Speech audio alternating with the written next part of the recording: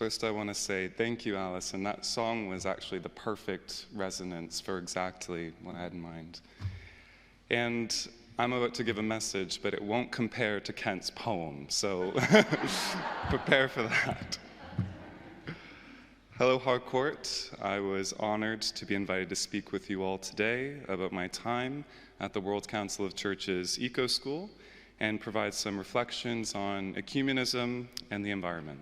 So thank you for being here.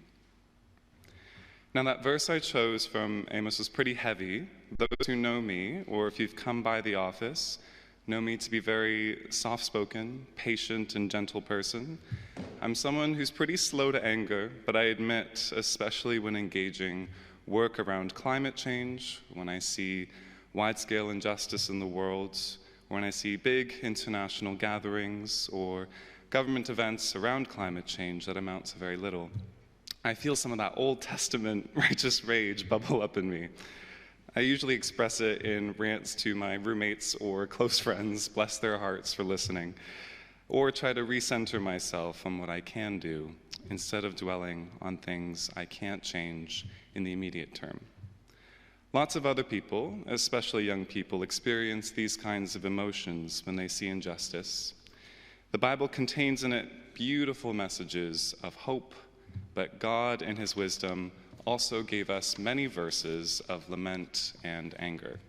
These help us feel seen, validated, and heard, but the messages of love, hope, and transformation are what give us the vision to move forward. If I could have the next slide, thank you. Fear, anger, and sadness, these may bring us to the table of climate justice, but they're not sustainable fuel. Hope, connection, seeing people doing good work, these are what keep us going. I was glad to experience some of that hope, connection, and community at the World Council of Churches Eco School I went to last November, held at the Orthodox Academy of Crete in Greece. We engaged and strategized around the joint nexus of climate change, global health, world hunger, and water issues.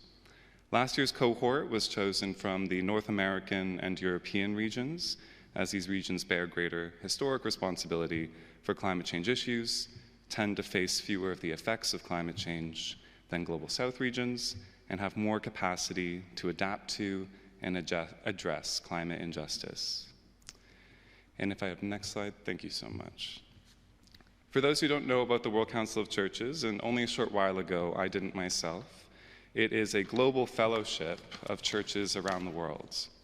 Its members include a range of denominations, all the way from the Orthodox ones to Protestant ones like Anglican, Presbyterian, United Church. 2 years ago, I was at their latest General Assembly, held in Karlsruhe in Germany. Countries and denominations like the United Church of Canada, they send delegates to vote on motions, determine funding, and draft joint statements on world issues, things like climate change, the war in Europe, global food poverty, etc. As you can imagine, drafting a statement that reflects an entire body with all the political and theological differences between these countries and denominations is not an easy task. It's not an authoritative body. Their decisions are not binding on other countries or denominations. Rather, it's up to each denomination to take up the mantle of what's decided at these assemblies. Though sharing about that experience would be a whole other speech. As someone who grew up critical of institutional religion, very much in the vein of the verse from Amos, it has been an expansive experience to engage one of the largest institutional religious bodies out there. At the root of it, I've come to appreciate what I see as the prevailing ethic of ecumenism.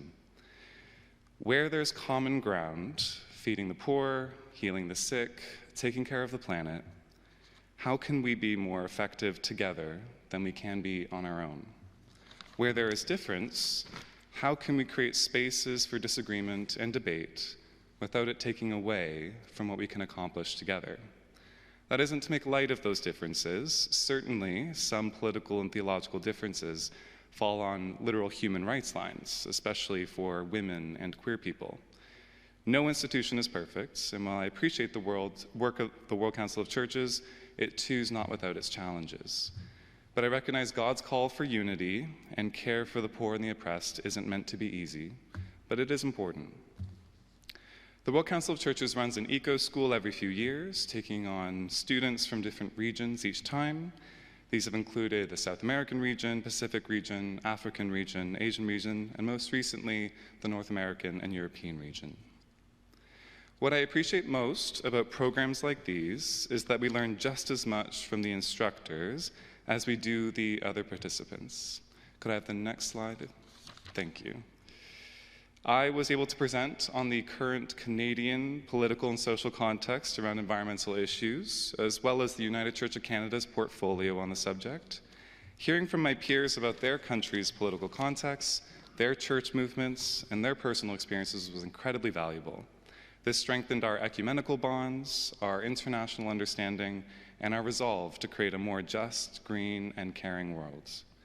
It was illuminating to engage that joint nexus of climate and health and food and water, to recognize that these must be addressed holistically and simultaneously. We need not fear that our efforts would somehow be diluted if we focus on all these issues together, as though working on water rights might somehow take away from healing the climate, but rather we recognize that the same socio-political economic systems that harm our climate also damage our health, our food, and our water. We discussed how by addressing the root causes of these issues through rights-based advocacy to governments, corporate actors, and church structures, we can try to create a better world that respects each other and creation. As citizens from the global north, whose countries have historically contributed more to these issues, have more resources to address them, it is our undeniable obligation to bring about change, and as Christians, it's our God-given duty. Likewise, it was good to experience ecumenism in action. We hailed from different denominations, ascribed to different theologies, and held different politics, but we were united in our desire to address environmental injustice. We can take a lesson from the emphasis of dialogue, which is the central guiding principle of the Orthodox Academy of Crete, where the Eco School was held. Dialogue that honors the other is necessary for coexistence and cooperation on areas of agreement, answering God's call to feed the poor, heal the sick, take care of creation. One humorous and good-natured disagreement that occurred between me, a participant from Canada, and two participants from Finland. The unbridgeable feud was whether Santa Claus lives in Finland or if he lives in Canada. Now, we all know that Santa lives in the North Pole in Canada at postal code H0H0H0. But apparently, children in Europe write their letters to a Santa that lives in some village in Finland. After talking about heavy world issues during the day all week, I made it my personal mission to convince the rest of the Europeans that Santa was, in fact, Canadian. The Americans were on my side, of course. Thank you, Big Brother. At one point, one of the Finnish participants pulled me aside and secretly told me that the Finnish Santa from their lore, their fairy tale, is actually kind of like a monster who kidnaps children and when they're bad. And instead of coal, he gives them potatoes. But I mean, call me Irish, that doesn't sound like a terrible gift.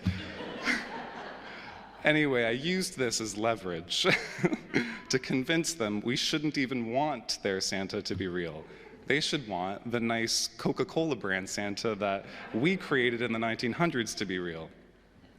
I think I won in the end because I showed them a picture of Canada's Supreme Court, and you might think that their uniform is a plain black judge's robe, but in fact, their uniform is red and white furs. Our Supreme Court literally dresses up like Santa.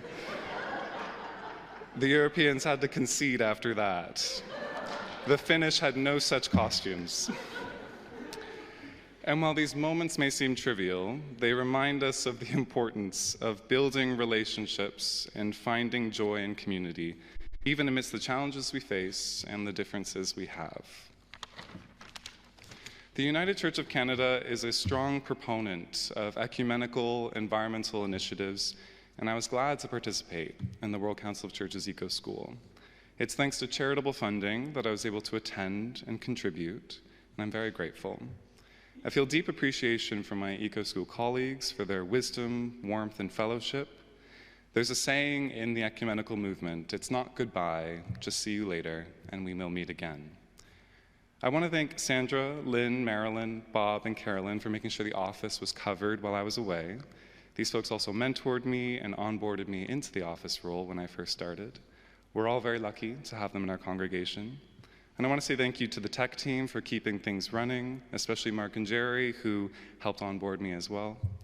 I'd like to thank Kate, Allison, Pamela, Pat, and David, all lovely folks I work with day to day.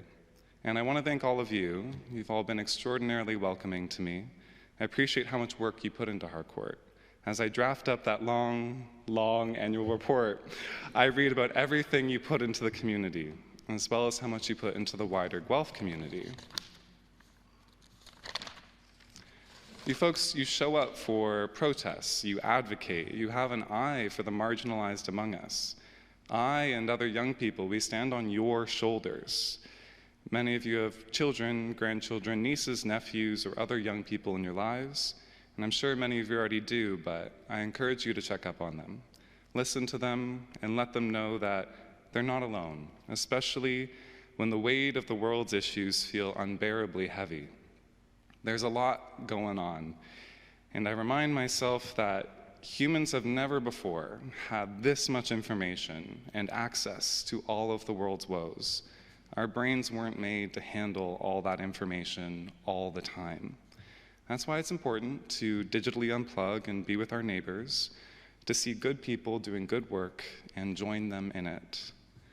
Try to encourage the young people in your lives not to fall into prolonged apathy or lament when it comes to issues like climate change. As Christians, we don't do things because we know they'll be successful. We're called to do the right thing, even if it feels hopeless. And while I have hope, I remind myself that even if it all falls apart in the end, I would still choose to do this work, simply because it's the right thing to do. It can hurt even more when we realize our limited ability to influence or impact huge world events. We can write to our representatives, we can boycott, we can talk to people who have that power, but once you've checked off the list, it can feel, well, what now? For instance, I do not have great power, great wealth, or influence, but there's a quote from Mother Teresa that gives me comfort. We cannot always do great things, but we can always do small things with great love. And I remind myself of the words from Micah, chapter 6. And what does the Lord require of you?